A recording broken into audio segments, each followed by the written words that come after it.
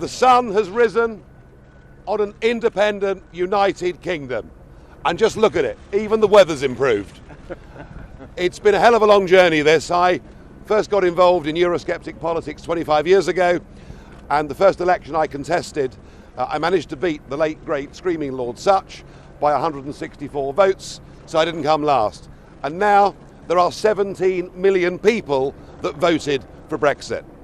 It's a victory for ordinary people, decent people. It's a victory against the big merchant banks, against the big businesses, and against big politics. And I'm proud of everybody that had the courage, in the face of all the threats, everything they were told, they had the guts to stand up and do the right thing. The election was won, in my view, in the Midlands and the North, and I think it was the old Labour vote that came to us, and we, particularly as a party, campaigned as hard as we could in those areas.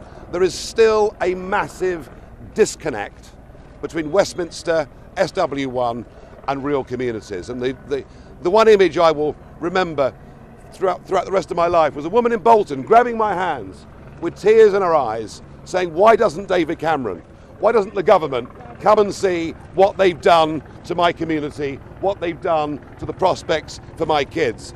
People here don't understand. They're too wealthy.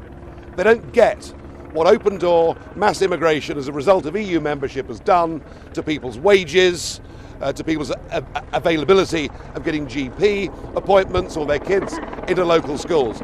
This was the issue ultimately that won this election. So I'm thrilled that we've done this. I believe the other big effect of this election is not what's happened in Britain, but what will happen in the rest of Europe. I mean, in the rest of the EU, Eurosceptic parties never talked about leaving the EU, now they are. An opinion poll in the Netherlands said that a majority there now want to leave. So we may well be close, perhaps, to Nexit. And similarly in Denmark, a majority there are in favour of leaving, so we could be quite close to Dexit. And I'm told the same may apply to Sweden and perhaps Austria and perhaps even Italy too. The EU's failing, the EU's dying. I hope we've knocked the first brick out of the wall.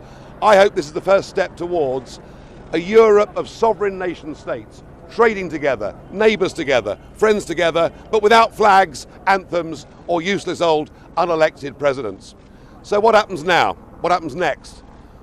Well, 17 million people have said we must leave the European Union. We now need a Brexit government. A government that gets on with the job. A government that begins the renegotiation of our trade relationship.